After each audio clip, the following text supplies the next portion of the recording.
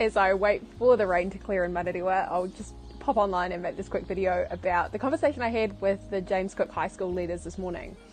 It's a really useful way to understand what's going on here on the ground in Manarewa, to talk to these guys who are dealing with their students and their parents every day.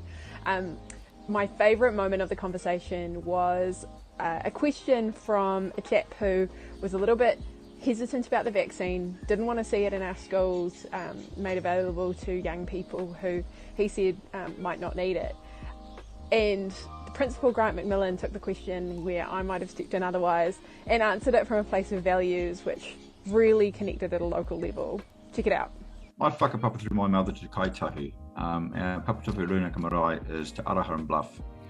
And spending the years growing up learning from Kaumatua Fire and Kuia there about what they did in response to the first infections that arrived, and how that decimated, and the changes Kaitahu had to make in Murihuku and Otako and other places to survive those things was formative for me.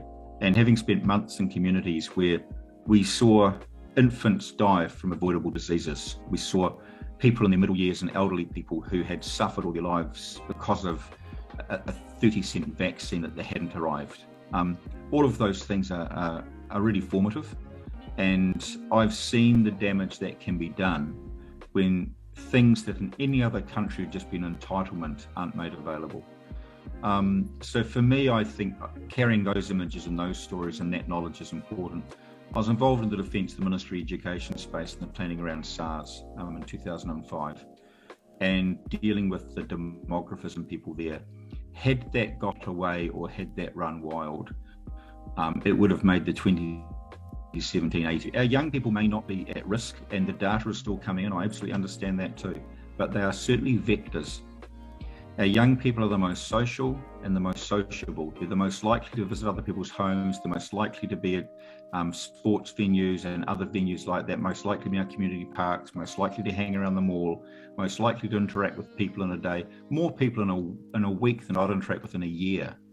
They're also most likely to be in close contact, the high fives, the hangi, the hug, that sort of thing. So they may not be at risk, and that's okay, but they are highly likely to be the people that bring this thing into the home. And that's where older people like myself and Kuia Kamaka and others who may be at risk. So I don't see the vaccine as something which is there for their treatment. I see the vaccine as there for the safety of us all. And that's based on my experience, the things that I carry.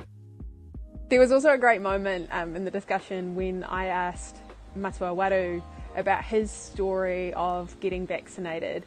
It's very similar to mine. I can really relate to his reasoning of wanting to protect his elderly mum. She's in her late 80s. For me, I've got my dad at home in his late 80s or early 90s, not super sure. And he, really put into words how I'm feeling about needing to protect our whānau, and not just individuals, but our legacy as well. Check it out. I have my mother and my 86-year-old mother-in-law living with us. She's queer from Ngāti and we just take that as a blessing for our family, that we sustain our well-being in our house to ensure that our queer kaumātua and also our mokopuna can have the benefits of protection, of support, and also my wife's also an educator, so we talk a lot about how it impacts on our school community, on our students and on their families. We are in contact with them every day. They are small groups, but they're quite a reflective group of our immediate community, and they tend to be the kids who are at the hard end of the road, where they are struggling with the confinement, struggling with all the restrictions, and on top of what they feel is normal kind of confinement anyway. And some of the information we share with them is about the survival factor, that we are all descendants of people who have survived the 1920 influenza. And so I'll give them strength through that, and that was that kind of support. And you have to share stories with them of success to help them to understand, because sharing facts is really cool, but you've also got to share the stories. So that was the conversation. If you want to join in with a comment on this video or a personal message to me about how you think we can do better as a Manarewa community to come together and support people for whatever they're going through, lockdown or coming out of lockdown, then let me know. I'd love to hear from you.